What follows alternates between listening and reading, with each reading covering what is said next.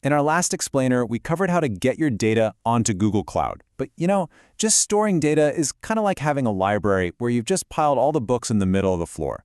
So today, we're going to build the shelves, we're going to create the card catalog, and we're even going to hire the librarian. We're building an entire intelligent factory to turn all that raw information into some really valuable insight. So this is the big question, right? It's the core challenge for pretty much any modern business. You've got these mountains of data streaming in every single second, from your sales, from your users, from sensors, you name it. But honestly, on its own, it's just noise.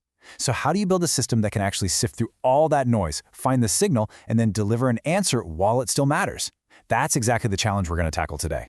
Here's how we're going to build our data factory, piece by piece. First up, we'll hit the processing crossroads, which is all about choosing the right engine to shape our raw data.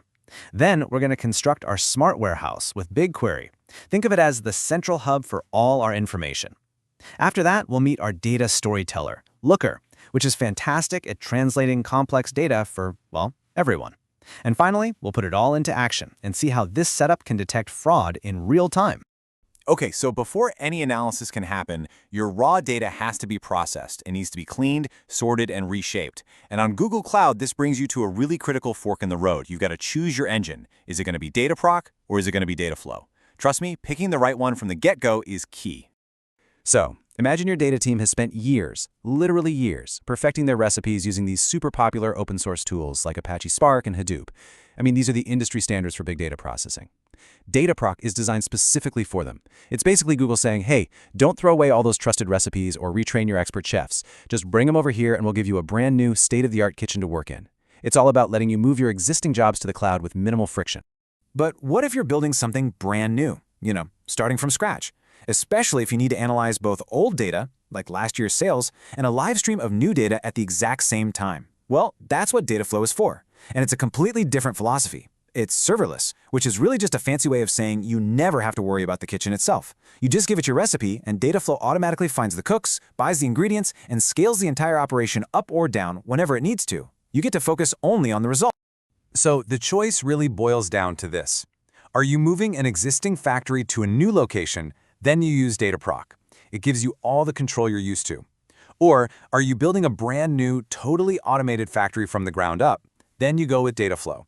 It lets you forget about all the machinery and focus entirely on what you're trying to create. Okay, so once our data is all cleaned up and processed, it needs a permanent home. And for analytics, you don't use a regular database. That's for running an app. You need a data warehouse, which is specifically designed for asking these huge, complex questions. And on Google Cloud, the undisputed champion is BigQuery. It's a serverless beast that's capable of analyzing petabytes of data using the same simple SQL your analysts already know and love. But here's the thing. With great power comes a great big bill if you're not careful. BigQuery's pricing model is super simple. You pay for the amount of data your query has to read. Now, when you have trillions of rows, asking a simple question without a smart plan is like trying to find one specific recipe by reading every single book in the entire Library of Congress. It's not just slow, it's going to be prohibitively expensive. So we need to give BigQuery a map. And the first step is something called partitioning. Think of it like organizing that giant library into separate rooms, maybe one for each day. If you partition your data by date, and then you ask for sales from yesterday, BigQuery can just walk straight into the yesterday room. It completely ignores all the other rooms, which drastically reduces the amount of data it has to scan. You can even set up rules to automatically throw away the contents of rooms older than, say, 90 days, which saves you a ton on storage costs. But we can get even smarter. Inside each of those daily rooms, we can actually pre-sort the books on the shelves. This is called clustering. So let's say we cluster by customer ID. Now, when you ask for all sales for customer 123 from yesterday, BigQuery first goes to the yesterday room, and then instead of reading every single book, it goes directly to the customer 123 section on the shelf. It's this second layer of optimization that makes your queries just laser-focused.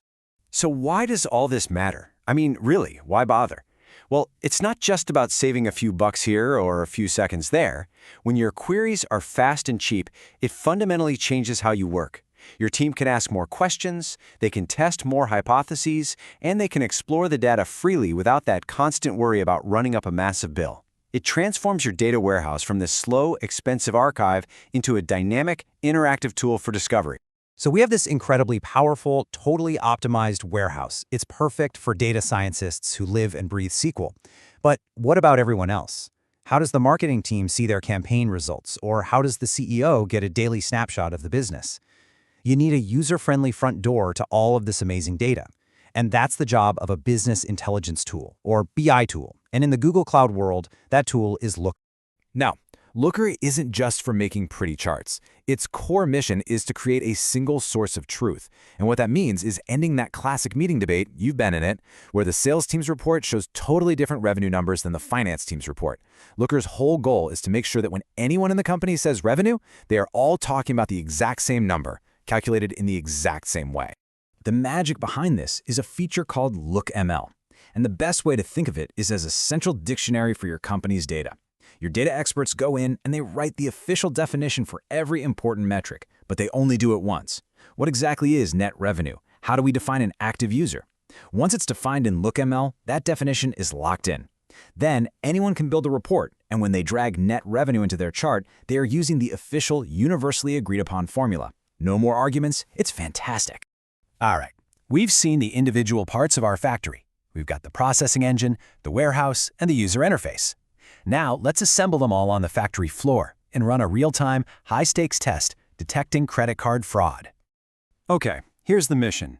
A financial company needs to analyze every single credit card swipe in real time from anywhere in the world and flag it as potentially fraudulent before the next transaction can even happen.